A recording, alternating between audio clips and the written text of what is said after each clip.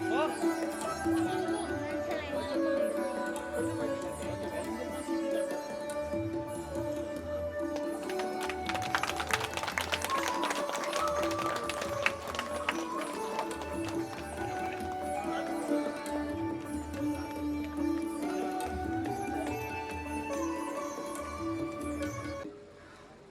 प्रमुख आतिथ्यमा भएको यस कार्य समारोहमा उसका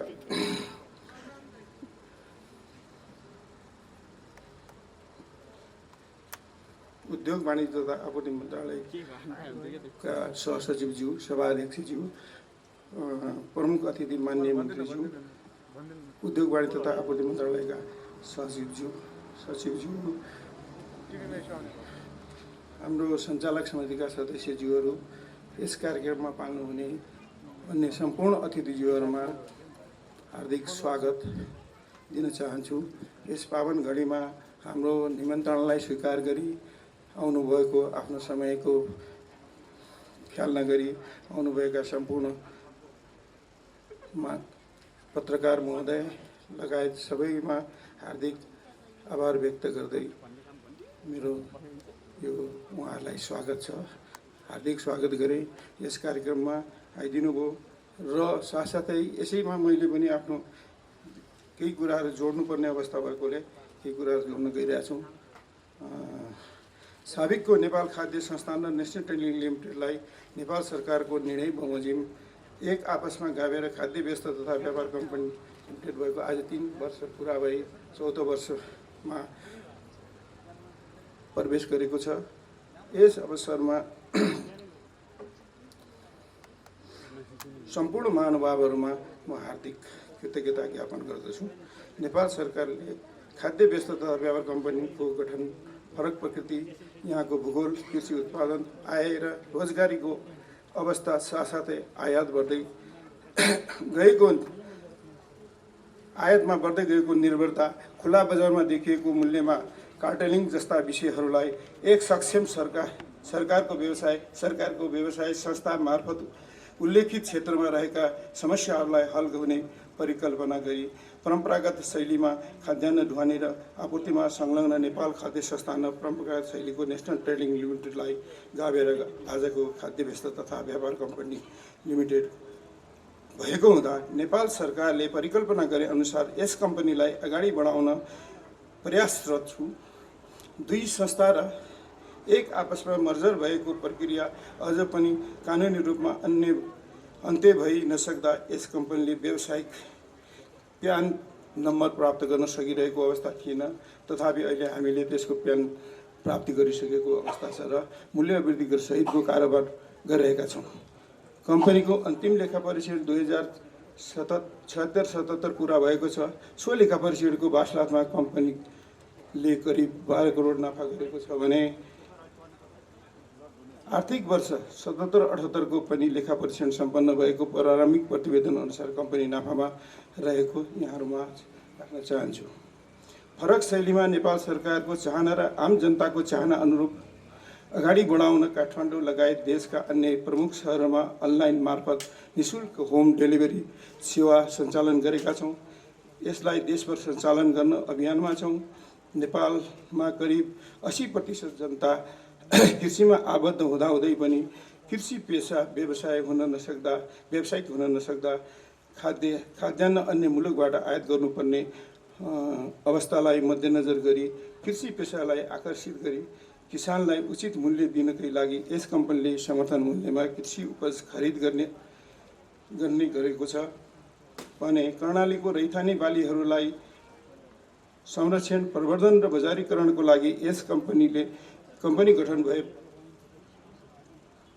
नै हुम्ली, मार्सी चामल, सिमी, चिनो, फापर, उबा आदि त्यहाँ जो उपलब्ध छन् उत्पादित वस्तुहरू खरिद गरेका छौँ। यस क्रमलाई सदन विस्तार गर्दै योजना अनुसार यसै वर्षदेखि दुर्गम पहाडी जिल्लाहरूमा उत्पादित स्थानीय रैथाने बालीहरू स्थानीय निकायहरूको सहकार्यमा खरिद गरी नेपालका प्रमुख सहरहरूमा बजारीकरण गर्ने कार्यक्रम रहेको छ। यस अवसरमा भन्नै पर्ने हुन्छ, सिमीकोट गाउँपालिका हुम्लासँग सहकार्य गर्न समझदारी भई पनि सकेको छ। यसै अनुरूप स्थानीय निकायहरूसँग हातेमालो गर्न कम्पनी तत्पर रहेको छ। यो कम्पनी दुर्गम क्षेत्रमा कुनै पनि अवस्थामा खाद्यान्न अभाव हुन नदिन वचनबद्ध रहेको छ। नेपालको भौगोलिक अवस्थितिको कारण उत्तरी सीमावर्ती क्षेत्रका जनताहरू परम्परागत रूपमा चीनको बजारमा निर्भर रहेकोमा कोभिड-19 को कारण उत्तरी नाकाहरू बन्द हुँदा दार्चुलाको टिङ्कर, बझाङको सैपाल, हुम्लाको लिमी र एल्बाङ, डोल्पाको धो, सालदाङ, ढाडगाउँ, गोरखाको चुमुन्द्री, सङ्खुवासभाको किमामथाङमा गत आर्थिक वर्षमा निजी क्षेत्रका हेलिकप्टर तथा नेपाली सेनाको हेलिकप्टर प्रयोग गरेर पनि यस कम्पनीले खाद्यान्न पुर्याएको छ। यस वर्ष पनि खाद्यान्न अभाव हुन नदिन तत्काल ढुवानी र आपूर्ति व्यवस्था मिलाएका छौँ। दुर्गममा खाद्यान्न अभाव हुन नदिन र तहको कृषि उपज खरिद गरी कृषकहरूलाई उत्पादनसँग जोड्न यस कम्पनीले जिल्लामा शाखा तथा दुर्गमका गाउँ-गाउँमा डिपो स्थापना गर्ने अभियानमा रहेका छौँ। भर्खरै मात्र माननीय मन्त्रीज्यूको करकमलबाट दार्चुलाको सदरमुकामको शाखा कार्यालयको समुद्घाटन भएको छ भने त्यस शाखा अन्तर्गत थप हामीले 6वटा डिपोहरू पनि सञ्चालन गर्ने गरी कुल दार्चुला जिल्लामा 12वटा आउटलेटबाट बिक्री वितरणको व्यवस्था बनाएका छौँ। ती डिपोहरू कृषकको उत्पादनसँग जोडिनेछन् भने यस लगतै पूर्वी रुकुममा शाखा विस्तार हुन्छ भने दुर्गमका जनतालाई खाद्यान्न पहुँच र तहको रैथाने बालीको संरक्षण र बजारीकरणको लागि यसै वर्ष धेरै स्थानमा विस्तार हुनेछ। कम्पनीको जग्गा जमिनहरू देशैभर छरिएको रहेछ। कतिपय ठाउँहरूमा अतिक्रमण भएका छन्। मुगु सदरमुकामको रहेको ठुलो क्षेत्रफलको जग्गा अनधिकृत प्रयोग भएकोमा ताका प्रमुख जिल्ला अधिकारीज्यूको पहलमा अतिक्रमण गर्नेलाई हटाई सो जग्गा अहिले कम्पनीले राम्रोसँग प्रयोगमा ल्याएको छ। यस अवसरमा प्रमुख जिल्ला अधिकारीजीलाई सम्मान गर्न पाउँदा मलाई ज्यादै खुसी लागेको छ। यसै गरी देशभर रहेका कम्पनीका जग्गा जमिनको संरक्षण सम्वर्धन गरी कम्पनीको आय आर्जनको लागि उपभोगमा ल्याउन प्रयास गरिन्छ भने गोदामहरूको आवश्यकता पूर्ति गर्न पुराना गोदामहरूलाई मर्मत सम्मार गरिनेछ।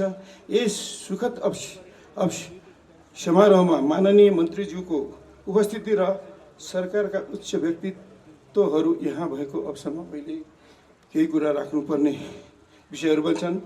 नेपाल सरकारले विगत वर्षहरूमा यस संस्थालाई निर्देशन भएका विषयहरूमा कार्य सम्पादन गर्दा खर्च भएको करिब 1 अरब 42 करोड रकम नेपाल सरकारबाट प्राप्त नहुँदा यस कम्पनीको वासलात ऋणात्मक हुँदै गएको छ भने पाउनुपर्ने रकम प्राप्त नहुँदा विगतदेखिको कर फर्सुट गर्न सकिएको छैन।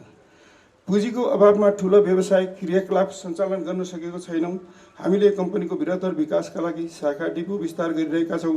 तथापि खाद्य व्यवस्था तथा व्यापार कम्पनी भएदेखि कर्मचारीहरूको वृद्धि विकास र नयाँ भर्ना छनौट हुन नसक्दा दैनिक कर्मचारीहरूको अभावमा दैनिक कार्य सञ्चालन गर्न ज्यादै समस्या हुँदै गएको छ।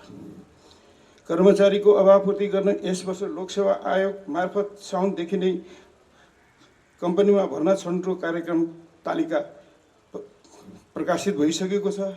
कर्मचारीहरूको वृद्धि विकास माननीय मन्त्रीज्यू तथा सञ्चालक समिति अध्यक्षज्यूबाट सहयोग हुनेछ भन्ने अपेक्षा गरेको छु। र अन्तमा यस कम्पनीलाई अघि बढाउन नेपाल सरकारले चाहे अनुसार र सरकारको निर्देशअनुसार कार्य गर्न म वचनबद्ध रहेको बेहोरा सदैव निवेदन गर्दै आजका प्रमुख अतिथि माननीय मन्त्रीज्यू, सभाध्यक्षज्यू, सचिवज्यू, सञ्चालकज्यू एवं सहसचिवज्यू लगायत सबैमा हार्दिक आभार प्रकट गर्दै यतिमा मैले आफ्नो सानो भनाइ टुङ्ग्याएँ। धन्यवाद। मन्त्रीज्यूले सिओ साहबलाई, सचिवज्यूलाई अथवा बोर्डलाई निर्देशन हुनेछ र हामीलाई पनि काम गर्ने दौरानमा केही गल्ती कमजोरीहरू भएछ भने हामीलाई पनि कसीमा उतार्नुहोस्, हामीलाई पनि कारबाहीमा ल्याउनुहोस्, तर काम गर्ने वातावरण चाहिँ पहिला बनाइनुहोस्। हामी काम गर्छौँ। म भन्दै मेरो यो छोटो वक्तव्यहरू सबै साथीहरूलाई धन्यवाद दिँदै छोटो वक्तव्यहरू यहाँ टुङ्ग्याउँछु। धन्यवाद। धन्यवाद मन्त्रीज्यू, धन्यवाद। धन्यवाद कम्पनीका अध्यक्षज्यू।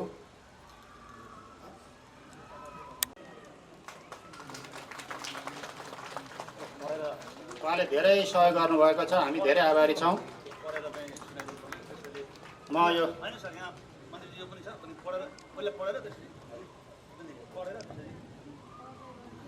श्री रमबहादुर महज्यू, प्रमुख जिल्ला अधिकारी, जिल्ला प्रशासन कार्यालय मुगु, सम्मान पत्र।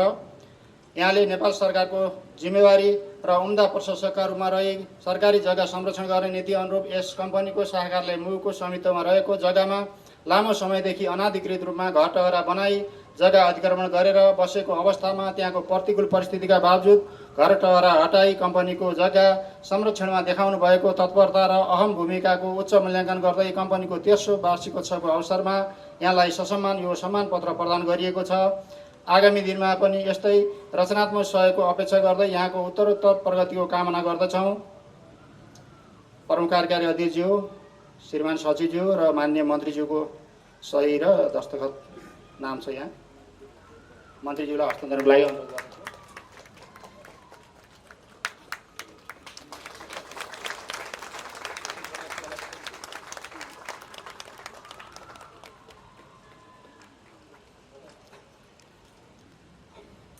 श्रीमान प्रमुख जिल्ला अधिकारी रमबहादुर महज्यूलाई आफूले भएको अनुभवको विषयमा छोटो मन्तव्य राखिदिनु र म हार्दिक अनुरोध गर्दछु। रमबहादुर महज्यू।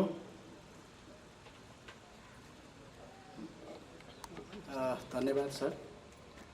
खाद्य व्यवस्था तथा व्यापार कम्पनी लिमिटेडको तेस्रो वार्षिक समारोहको अध्यक्षता गर्नुहुने श्रीमान उद्योग वाणिज्य तथा आपूर्ति मन्त्रालयको सचिवज्यू, यस कार्यक्रमको प्रमुख अतिथि माननीय मन्त्रीज्यू र कार्यक्रमका विशिष्ट अतिथि उद्योग वाणिज्य तथा आपूर्ति मन्त्रालयका श्रीमान सचिवज्यू, मञ्चमा आसीन यस कम्पनीका सिइओज्यू लगायत अत्यन्त आदरणीय व्यक्तित्वहरू मञ्चमा आसीन र कार्यक्रममा उपस्थित सम्पूर्ण अतिथिज्यूहरू, पदाधिकारीहरू, विभागीय प्रमुखज्यूहरू, सञ्चारकर्मी साथीहरू, कर्मचारी साथीहरू, यहाँहरू सबैमा न्यानो नमस्कार।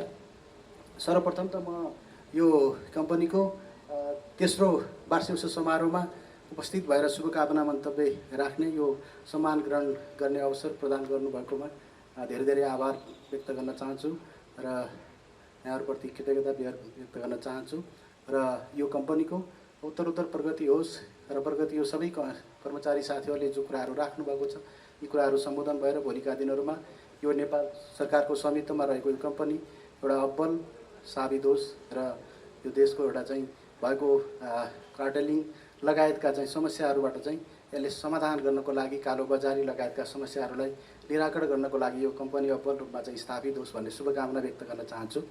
र यो अवसरमा जुन यहाँहरूले सम्मान गर्नुभएको छ, यो जिन्दगीमा धेरै कामहरू त गरियो जागिरे सेवामा।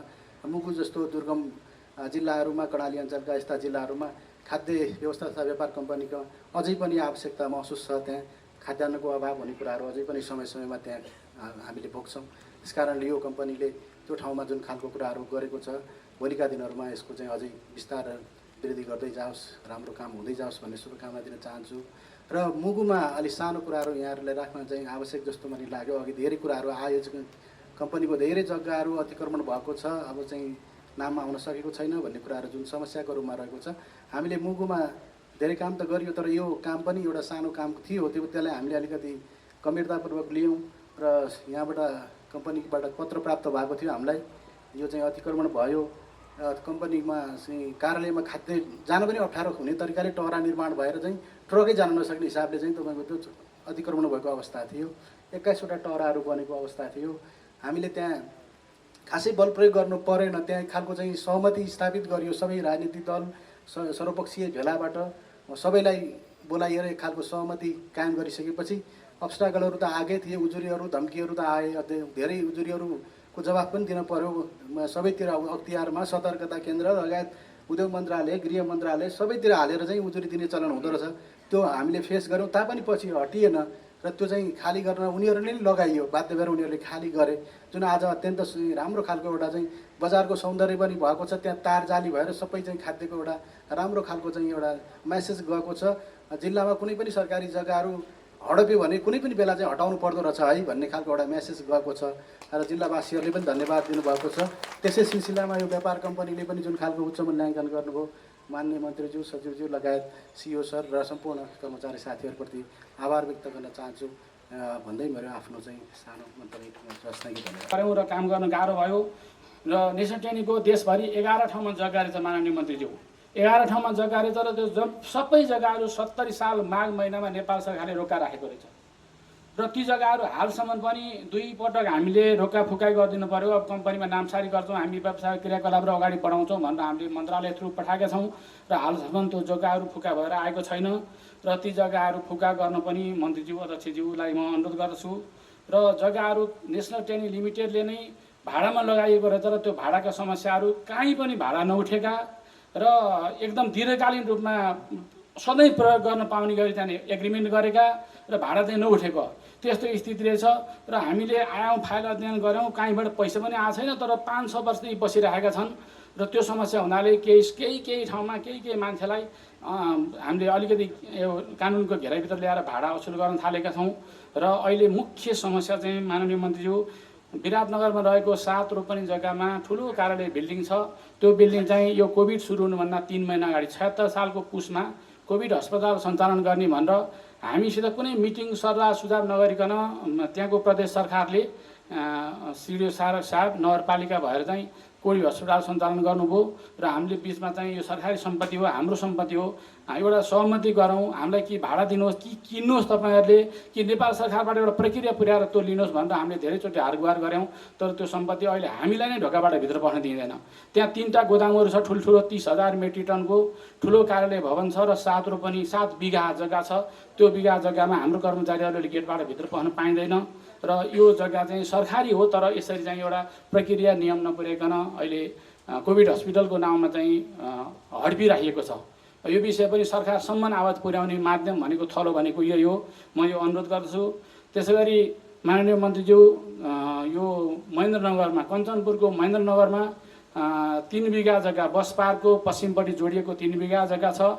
त्यो जग्गामा चाहिँ 69 सालमै नेसनल टेनीले नै विभिन्न व्यक्ति 160-70 जना व्यक्तिहरूलाई चाहिँ पृथक भाग लगाएर चाहिँ दिएको रहेछ र त्यहाँ उनीहरूले आफ्नै लगानीमा ट्रस्ट सटर बनाएर बसेका छन् र हामी कहाँ आइसकेपछि अब कम्पनी बन्यो, हामी कहाँ जग्गा आयो, तपाईँहरू यसरी नबस्नु, सरकारी सम्पत्ति हड्पिन पाइँदैन, एउटा एग्रिमेन्ट गरौँ, तपाईँहरू बस्न सक्ने भए भाडा तिर्नुहोस्, नभए छोड्नुहोस्। यहाँ अलिकति सामाजिक विकृति पनि फैल्यो, फोहोर पनि जम्मा भयो, यसलाई हुँदैन भनेर हामीले धेरैचोटि मिटिङहरू गऱ्यौँ तर पनि हामीले हटाउन सकेनौँ मन्त्रीज्यू र त्यहाँबाट भाडा पनि आएको छैन र 160वटा सटर बनेका छन् त्यो थलोमा। अहिले त्यो हाम्रो पकडबाट हाम्रो पहुँचबाट प्रयास त गरेका छौँ तर त्यो पकडबाट पहुँचबाट बाहिर छ।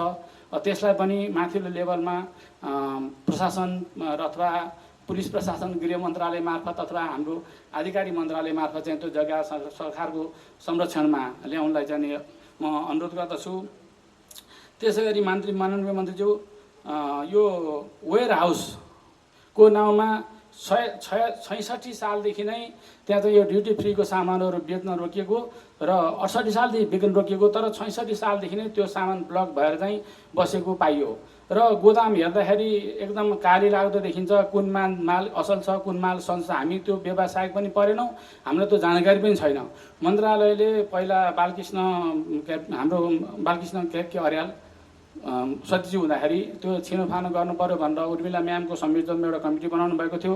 हामीले वैकुण्ठ सरको सचिवको बेलामा हामीले एकचोटि गोदाम खोलेर पनि हेऱ्यौँ र केही प्रयास गऱ्यौँ। त्यसमा चाहिँ हाम्रो सिडिओ कार्यालयको प्रशासक अधिकृत हुनुहुन्छ र अर्थ मन्त्रालयको भन्सार विभागको सदस्य हुनुहुन्छ र हामीले प्रयास गऱ्यौँ तर त्यसलाई चाहिँ हामीले बुझेनौँ माननीय मन्त्रीज्यू। अब यो कहिले पनि हामी त्यो पेय पदार्थको त्यो रक्सी भनौँ न, अब हामीले भन्दाखेरि त्यो नजिक नपुगेको हुनाले त्यो कुन असल हो, कुन राम्रो हो, कुन नराम्रो हो बुझेनौँ र त्यहाँ एउटा निकासा निकाल्न सकेको छैन। मन्त्रीज्यूले पनि पहिला हामीलाई भेट्दाखेरि 2 महिना जति अगाडि नै त्यो के छ समस्या त्यसलाई अलिकति निराकरण लाउनु होला भन्नुभएको थियो। बिचमा पनि हामीले प्रयास गऱ्यौँ मन्त्रीज्यू तर हामीले निकास दिएर हजुर कहाँ प्रतिवेदन पेश गर्नेका सकेका छैनौँ। डिएफटिक्युसीलाई 2 चोटि हामीले पत्र लेख्यौँ, यो के हो, खानु हुने नहुने छुट्याइदिनुहोस् तपाईँहरूको रोबर भनेर पत्र लेख्यौँ तर उहाँहरूबाट प्रतिनिधि पनि पाइएन। हामीसित त्यो लेखेको पत्र पनि त्यहाँ बुझाएको प्रमाणसहित छ, त्यो पाइएन। आज यहाँ अध्यक्षज्यू सचिव पनि हुनुहुन्छ, मन्त्रीज्यू पनि हुनुहुन्छ, लगभग उहाँहरूले भनेअनुसार 12 करोडको त्यो पदार्थ त्यहाँ छ र अब कलकत्तामा पनि त्यही नै रकम बराबरको यो भनौँ न अब रक्सीजन्य पदार्थ छ भनेर हामी कहाँ सचिव मार्फत एउटा फाइल पनि आएको छ र त्यसलाई पनि अध्ययन चाहिँ त गर्छौँ हामी, तर बुझ्दैनौँ। नबुझेर अहिले एकजना वकिललाई यो के गर्न सकिन्छ अब त्यो चाहिँ रिपोर्ट चाहिँ दिनु पर्यो सचिवलाई भनेर हामीले दिएका छौँ र यो एकदमै हामीबाट अलिकति पार लाउन गाह्रो परे हुनाले मन्त्रालयबाट त्यही किसिमको विज्ञ राज्यमा होलान्, त्यस्तो किसिमको विज्ञहरूलाई लाएर त्यो चाहिँ छुटकाएर पाउनु पाए संस्थानलाई राम्रो हुन्थ्यो। 7वटा गोदाममा भरि छ मन्त्रीज्यू, तर बुझ्दैन हजुर खोलेर हेर्दाखेरि त्यस्तो स्थिति छ। सचिवले पनि यो छिन्नुहोस् भने अब मन्त्रीज्यूले पनि तर हामीले सकेका छैनौँ मन्त्रीज्यू। अब अनि नेसनल ट्रेनिङको जुन गोदाम तथा कार्यालयहरू छन् ती हाम्रो नाउँमा आएका छन् र कुनै पनि गोदाम कार्यालयहरू यथास्थितिमा प्रयोग गर्न सक्ने स्थिति छैन। त्यो 27-28 सालमै नेपाल सरकारले निर्माण गर्दै गयो, तर अहिलेसम्म मर्मत नभएको हजुरको अहिलेसम्म नै मर्मत नभएको हुनाले कुनै पनि गोदाम कार्यालयहरू अति जीर्णमा पनि एकदम अवशेष मात्रै छन्, धेरै जस्तो हामीले प्रयोग गर्ने स्थितिमा छैन। सङ्ख्या र क्यापासिटीमा हाम्रो गन्तीमा आएको छ, तर तीहरू छैन। हामीले ती गोदामहरू मर्मत गरिदिनु पर्यो भनेर मन्त्रालयमा पनि कृषि मन्त्रालयमा पनि विभिन्न बैठकमा अनुरोध गरेका थियौँ। अब नेपाल सरकारले निर्देशन अनुसार हामीले खाद्यान्न बफर राख्नुपर्छ, स्टक पनि राख्नुपर्छ र धान पनि खरिद गर्नुपर्छ, त्यसले बनाउनु पर्यो भनेर भनेका छौँ, तर ती बनाइएको पनि छैन र अहिले त्यही यथास्थानमै छ। र अन्यत्रतिरको जग्गा चाहिँ दीर्घकालीन हडपिएका चाहिँ छैनन्, तर प्रयोग पनि भएका छैनन् मन्त्रीज्यू। र अब खाद्य संस्थानतर्फमा आएँ, हाम्रो मन्त्रीज्यू उपत्यकामा काठमाडौँ उपत्यकामा 108 रोपनी जग्गा छ र हिमाल तथा पहाडमा गएर 2732 रोपनी जग्गा छ साबिक खाद्य संस्थानको नाउँमा, र तराईमा 65 बिघा जग्गा छ। ती जग्गाहरूमध्ये हजुरको अहिले मन्त्रीज्यूलाई सचिवलाई पनि हाम्रो जग्गा फुका गरिदिनु पर्यो, हिजो हाम्रो जग्गा फस्यो खाद्य संस्थानको नाममा गयो भनेर धेरै आउनु भएको छ पीडितहरू। मन्त्रीज्यूले पनि सचिवले पनि यो के हो हेरिदिनुहोस् भन्नुभएको छ, तर फेरि हेर्ने चाहिँ हामीले हेर्ने गर्ने निकाय भनेको सचिव सञ्चालक समिति नै हो फेरि। र तीमध्ये हजुरको पहाड र तराईमा 1198 रोपनी जग्गा मुद्दाबाट आएको छ मन्त्रीज्यू, र तराईमा 65 बिघा जग्गा मुद्दाबाट आएको छ, जो जग्गाहरू चाहिँ विगत 58 सालभन्दा अगाडि खाद्य संस्थानले खाद्यान्न ढुवानीको लागि ठेक्का दिँदाखेरि यो ठेकेदारसँग जग्गा धितो राख्दो रहेछ र निजहरूले खाद्यान्न हिनामिना भएपछि त्यो धितो सकार गर्दाखेरि हाम्रो नाउँमा आएका जग्गा हुन्। र ती जग्गाहरूमध्ये 90% जग्गाहरू हामी कुनै पनि कर्मचारीले नटेकेको ठाउँमा छ, पुगेका छैनौँ। र केही ठाउँमा प्रयास गरियो पुग्नलाई, तपाईँ सामाजिक रूपमा सपोर्ट नहुने मन्त्रीज्यू। त्यहाँ चाहिँ अब हजुरको ठुलो गाउँमा बिचमा जग्गा हुँदो रहेछ, सबै आफन्त इष्टमित्र छरछिमेक हुन्छन्, अनि हामी आउँदाखेरि सपोर्टै नहुने रहेछ होइन। प्रयास गरिएको तर सपोर्ट नहुने, अनि चाँडो गइदिइहाल्यो हुन्थ्यो भन्ने नदेखाउने त्यो स्थिति रहेछ। त्यसले गर्दाखेरि धेरै जग्गाहरू राज्यको नाउँमा त छ, तर त्यो प्रयोगविहीन पनि छ। र हाम्रो यो चालु पुँजी फसेर आएको जग्गाहरू हुँदाखेरि चाहिँ महालेखाले पनि त्यस्ता खालका प्रकृतिका जग्गाहरू चाहिँ बेचेर अहिलेको दर रेटमा बेचेर चाहिने अरू व्यवसायिक क्रियाकलापमा लाउनुपर्छ भनेर सुझाव त दिएको छ। र हामीले बोर्डमा पनि अहिले अध्यक्षज्यू आएपछि त लगेका छैनौँ, पहिला चाहिँ अध्यक्षज्यूहरू हामी बोर्डमा लगेका थियौँ एजेन्डाहरू, त्यसको चाहिँ निकास हुन सकेको छैन। र मैले चाहिँ यो मुद्दाबाट सकार गरेर लिएको जग्गाहरू चाहिँ यो बेचेर नै त्यसलाई चाहिँ अरू व्यवसायिक र अरू सम्पत्ति सदुपयोगको लागि लगाउन उपयुक्त हुन्छ। त्यो किसिमको निर्देशन मन्त्रीज्यूबाट बोर्डमा भयो भने यथास्थितिमा यथार्थ विवरण हामी बोर्डमा पेश गर्छौँ र निकास भयो भने ती पीडित लगभग 200 जना किसानहरू पीडित छन् हजुरको त्यहाँ, र ती किसानहरूले पनि एउटा राहत पाउँछन्। हिजो उनीहरूको फसेको सम्पत्ति पनि आउँछ र संस्थाको बिगो पनि त्यो बेलामा थोरै फसे पनि अहिलेको चलन चल्तीको रेटमा बढी नै आउँछ। त्यो किसिमको जिल्लाधीश नाहारी सिडी साहबले पनि त्यही भनेको, मालपोतको अधिकृतले नै त्यही भनेको स्थिति छ माननीय मन्त्रीज्यू। यसको लागि चाहिँ अलिकति नोट गरेर हजुरको कार्यकालमै अध्यक्ष पनि हुनुहुन्छ, यसको निकास भइदियो भने हाम्रो एउटा ठुलो समस्या चाहिँ समाधान हुन्छ र हामीलाई पनि एउटा आर्थिक अरू व्यापार प्रबन्धन गर्न आर्थिक दबाब पनि पुग्छ। र हाम्रो देशभरि मन्त्रीज्यू 164वटा गोदाम छ साबिक नेसनल ट्रेनिङ र खाद्य संस्थानको गरेर। त्यो 164वटा गोदाममा हजुरको 1,59,320 मेट्रिक टन क्षमता हो, तर लगभग हजुरको 70% गोदाममा हामीले खाद्यान्न राख्न सक्ने स्थिति छैन र ती अहिले भनेको जस्तै अति जीर्ण छ। यसलाई पनि नेपाल सरकारबाट अरू निकायबाट चाहिँ मर्मत, त्यो पनि नेपाल सरकारले बनाइदिए हुनाले त्यसलाई म मर्मत गर्दिनँ र सञ्चालन गर्नलाई हुने किसिमको बनाइदिन म अनुरोध गर्छु। र अब अहिले हाम्रो सरले पनि भन्नुभयो लगभग हामीले हजुरको यो यहाँ हाम्रो पछाडि यो माइतीघरबाट भद्रकाली आउने नयाँ बाटो छ मन्त्रीज्यू बनेको, त्यो बाटोमा हाम्रो 17 रोपनी जग्गाहरू हाम्रो एकलौटी जग्गाहरू परेको छ र त्यो बेलामा हामीले धेरै लबिङ गरेर प्रधानमन्त्री कार्यालय समेतबाट पनि मूल्याङ्कन गरेर त्यो हाम्रो लगभग 83 करोड रुपियाँ चाहिँ शोध भर्ना दिने भनेर चाहिँ अर्थ मन्त्रालयलाई चिठी लेखिदिएको थियो र हालसम्म त्यो शोध भर्ना पनि पाएको छैन। त्यसै गरी नेपाल सरकारले छुट्याएको चाहिँ ढुवानी अनुदान बापतको रकम विभिन्न समयमा सरकारले निर्देशन गरेर हामीले चाहिँ छुट राहत दिएर वितरण गरेको रकमहरूमध्ये लगभग 1 अरब 50 करोड जति नेपाल सरकारसित लिन बाँकी छ र धेरैचोटि हामीले चाहिँ त्यो पैसा उपलब्ध गराउन अनुरोध गरेका थियौँ र हालसम्म त्यो पैसा पनि आएको छैन र यतापट्टि हाम्रो आयकरको नाममा करिब 72 करोड रुपियाँ हाम्रो आयकर रकम तिर्नुपर्ने यो छ ताकेता लगाइरहेको छ र त्यो पैसा नआए हुनाले हामीले तिर्न सकेका छैनौँ। र माननीय मन्त्रीज्यू अहिले मैले जग्गाको कुराहरू भने यो कुनै पनि जग्गाको हजुरको 30 सालदेखि नै यता कुनै पनि तिरो करहरू तिरेर रहन्छ हजुरको तिरेको छैन र नगरपालिकाहरूले अहिले स्थानीय निकायहरूलाई त्यो भइसकेपछि हामीलाई तिरो तिर्न धेरै ताकेदार लगाएका छन्, सूचना पनि गोरखापत्र निकाल्ने छन् र हामीसित त्यो तिरो के सम्पत्ति कर तिर्ने पनि हामीसित खास गरी हामीसित कोष नभएको हुनाले त्यो तिर्न सकेका पनि छैनौँ र त्यो नेपाल सरकारले ड्यू रकम हामीलाई दियो भने हामी तिर्नुपर्ने चाहिँ दायित्वबाट मुक्त हुन्थ्यौँ माननीय मन्त्रीज्यू। यसको लागि चाहिँ यो कार्यक्रम पश्चात सचिवसँग सल्लाह गरेर त्यो पहल कदमी हुनलाई चाहिँ म अनुरोध गर्दछु कर्मचारीको तर्फबाट।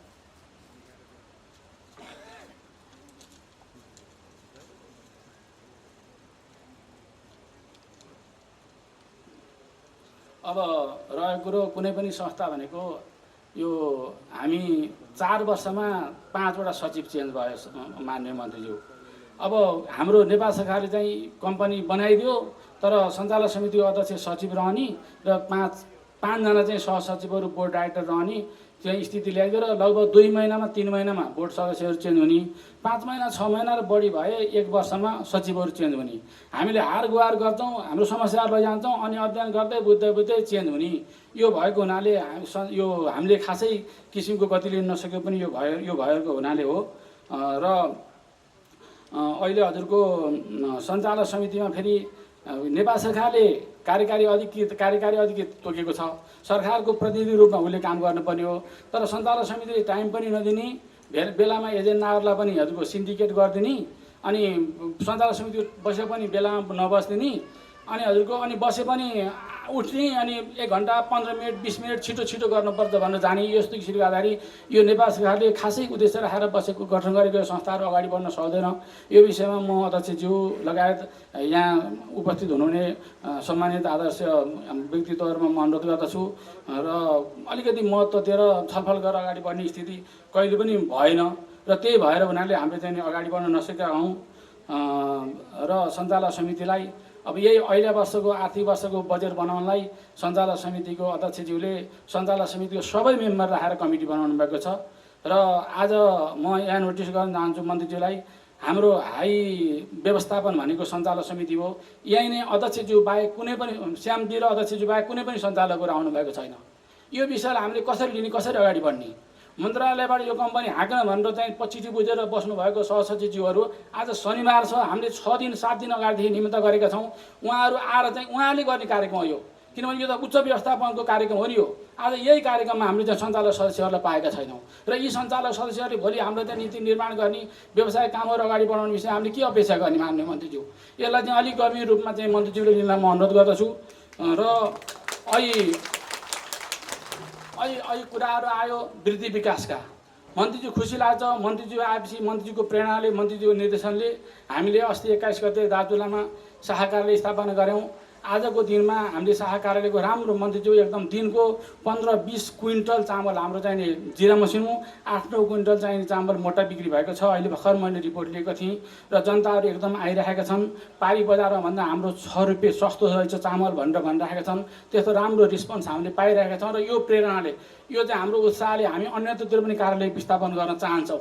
तर हामीसित अहिले मुख्य रह्यो हजुरको कर्मचारीको समस्या। त्यहीँ दार्चुलामा पनि 1 जना पहिलो तहको कर्मचारीलाई हामीले स्टोकिपर बनाएका छौँ, जो चाहिँ त्यहाँ 2 दिनको बाटो लाग्ने खण्डेश्वरीको पनि स्टोकिपर हो। फेरि 2तिर गोदाम पुगेर उसले 1 जना काम गरिरहेको छ। एकजना प्राविधिक साथीले हामीले त्यहाँ कार्यालय प्रमुख बनाएर लगिरहेका छौँ। यो किन भयो भनेर भन्दाखेरि चाहिँ हामीलाई गत 5 वर्षदेखि हामी कहाँ कुनै किसिमको विज्ञापन भएन, वृत्ति विकासको कामहरू भएनन् र 75 साल माघमा हामीले 83 जना मान्छे भर्ना गरेका थियौँ नयाँ। अहिले हजुरको 63 जना यहाँबाट बिदा भएर गइसक्नुभयो र 21 जना मात्रै हामी कहाँ बाँकी हुनुहुन्छ। यसरी हाम्रो कार्यालयहरूमा हजुरको चौथो तहको मान्छेहरूले शाखा हाँक्नु परेको छ, त्यो पनि 1 जनाले। यो स्थितिले हामीले कसरी हजुरहरूको सपनाअनुसार हामीले कम्पनी अगाडि बढाउन सक्छौँ? त्यो भएको हुनाले हामीले यो ढोका खोलिदिनु पऱ्यो भनेर मन्त्रीज्यूलाई पनि भनेका थियौँ। मन्त्रीज्यूले पनि अध्यक्ष कार्य सचिवज्यूलाई र हाम्रो मन्त्रालयबाट हामी कहाँ प्रतिनिधित्व गर्ने सदस्यज्यूलाई हाम्रै अगाडि पनि भन्नुभएको थियो। तर मन्त्रीज्यूको अगाडि चाहिँ हुन्छ भन्ने, तर एजेन्डै राख्न नदिने, एजेन्डै राख्न नदिने, त्यसलाई अगाडि नै बढाउन नदिने, यो किसिमको चाहिँ उहाँहरूले चाहिँ गर्नु पऱ्यो। हाम्रो अहिलेसम्म त्यो एजेन्डा पनि गएको छैन र हाम्रो ती कुराहरू थाँतिरहेका छौँ। आज देशभरि कर्मचारीहरू छैनन् र यहाँ के भयो भनेदेखि हजुरको सञ्चालक समितिले एकैचोटि प्रमोसन भएका 5 वर्ष 6 वर्षदेखि त्यही तहमा बसिरहेको मान्छेहरूको चाहिँ मूल्याङ्कन फारम भरेर बुझाएछन्। उहाँहरूको चाहिँ 5औँ माथिल्लो तहमा जानु योग्यता पुगिसकेको छ। मूल्याङ्कनको फारमको त्यो नम्बर अनुमोदन नगर्ने भनेर मन्त्रालयको प्रतिनिधिलाई भन्ने। हाम्रो चाहिँ बोर्ड सदस्य हुनुहुन्छ मन्त्रालयबाट प्रतिनिधि गर्ने, मन्त्रालयको सर चाहिँ हुनुहुन्छ हाम्रो मूल्याङ्कन फारम अनुमोदन गर्नेमा। उहाँलाई चाहिँ यो हुँदैन, यो पुरानो विनियमले अनुसार चाहिँ मूल्याङ्कन फारम अनुमोदन नगर भनेर एकैचोटि प्रमोसन भएका साथीहरूको चाहिँ यहाँ मूल्याङ्कन फारम अनुमोदन गरिदिएको छैन। त्यही बेला प्रमोसन भएको साथी विभागीय प्रमुखलाई चाहिँ फेरि हजुरको पटक पटक कुनै नियम कानुन निजामती सेवा नियमावली नहेरिकन हजुरको कामु पटकै पटक कामु दिएको छ। त्यो के हो? कानुन हामीले मात्रै मान्ने हो कि बोर्डले पनि मान्नुपर्छ? बोर्डले पनि कानुन पल्टाएर हेरोस् र सबैलाई न्याय दियोस्। मैले मन्त्रीज्यूको अगाडि पनि यही भनेको थिएँ, न्याय सबैलाई होस्, विज्ञापन गरिदिनुहोस्, हामी पनि कम्पिटिसन गर्छौँ। हामी भए हुन्छ, नभए तल्लो तहमा बसेर काम गर्छौँ, तर जसकेलाबाट कसैलाई न्याय नहोस् र सबैलाई न्याय होस् भनेका थियौँ। र मन्त्रीज्यूले पनि सबैलाई खोलिदिनुहोस् भन्नुभएकै हो। राधिका म्यामलाई अगाडि राखेर यो सबैको विषयहरू चाहिँ सबैलाई खोलिदिनुहोस् भन्नुभएको हो, तर त्योहरू खोलिएको छैन। मन्त्रीज्यू आगामी दिनमा यो बिरालालाई बाँधेर के हुन्छ भन्ने कुरो चाहिँ मैले भन्नु नपरोस्। हामी त्यस्तो त गर्दैनौँ, तर तुरुन्तै हजुरको 1 हप्ताभित्रमा हाम्रो यो वृत्ति विकास र विज्ञापनको कुराहरू खुलिएन भने हामी नम्र भावले हामी कर्मचारीहरूले ताला चाबी लिएर गएर अध्यक्षज्यूलाई सुम्पिदिन्छौँ। यति मात्रै हाम्रो बाँकी छ। हामी नम्र भावले अब सुम्पिदिन्छौँ। त्यसै गरी माननीय मन्त्रीज्यू, हामी 3 वर्ष कम्पनी बन्यो, हामी कुनै नियम कानुन हाम्रो छैन, हामी तदर्शवादमा चलेका छौँ। त्यो बेलाको बोर्डले चाहिँ हजुरको यो खरिद नियमावली, हाम्रो कम्पनीको खरिद नियमावली बनाएर स्वीकृत गरेर पिपिएमओमा पठाएको थियो। पिपिएमओमा 1.5 वर्ष रोक्यो। अहिलेको सचिव आएपछि उहाँले लबिङ गरेपछि पिपिएमओले अध्ययन त गर्यो तर स्वीकृत गर्दैन र यहीँ बोर्डले स्वीकृत गर्ने भनेर पठायो। तर त्यो मन्त्रालयमा आज फागुनमा आएको, त्यहाँ मन्त्रालयमा त्यो मन्त्रालयमा कहिले कसको टेबलमा कहिले कसको टेबलमा छ, त्यो अहिलेसम्म बोर्डमा बसेर स्वीकृत गर्न सचिवले आदेश पनि दिनुभएको छैन र त्यो अगाडि पनि बढेको छैन। अनि हामी नियम कानुनलाई चाहिँ त्यसरी बोर्डले रोकिदिने, अनि हामीले कहाँ टेकेर खरिद गर्ने, ढुवानी गर्ने, सबै बेनियमले काम गर्ने, यसरी हामीले काम तैपनि संस्थाको हितमा चाहिँ हामीले भोलि फसे नि फसौँला भनेर अलिअलि प्रक्रिया बनाएर खरिद यो सार्वजनिक खरिद नियमावली अनुसार केही काम गरिरहेका छौँ। त्यस कारण सार्वजनिक खरिद नियमावली पनि तुरुन्तै नै पास गरिदिन म अनुरोध गर्दछु। अब यहाँ सरले मलाई धेरैचोटि चाहिने यहाँ चिठी पनि दिनुभयो, अलिक छोट्याउनुहोस् भनेर। यो फेरि छोट्याएपछि त फेरि आगो मात्रै हामीले पाउने, त्यसबाहेक हुनाले यो केही कुरो भन्नुपर्ने भएको मैले भने। र यो हाम्रोमा सबैजना हामीहरू पीडाहरू हाम्रो कुराहरू यहाँ राखेका हौँ। यी कुराहरू बहुत गम्भीर छन्, बहुत जटिल छन् र निकासको लागि चाहिँ माननीय धन्यवाद मन्त्रीज्यू। हाम्रो औपचारिक कार्यक्रम समापन भइसकेको छ। यस पछाडि म केही सूचनाहरू भन्न गइरहेको छु। हाम्रो जलपानको कार्यक्रम रहेको छ। कृपया सम्पूर्ण महानुभाव जलपानपछि खाद्यान्नको स्टल राखिएको छ, अगाडि अवलोकन गरिदिनु हुन म हार्दिक अनुरोध गर्दछु। र यसका साथै म विभागीय प्रमुख डिल्लीराज लम्साल पनि यस कार्यक्रमबाट बिदा हुन चाहन्छु। नमस्कार, धन्यवाद।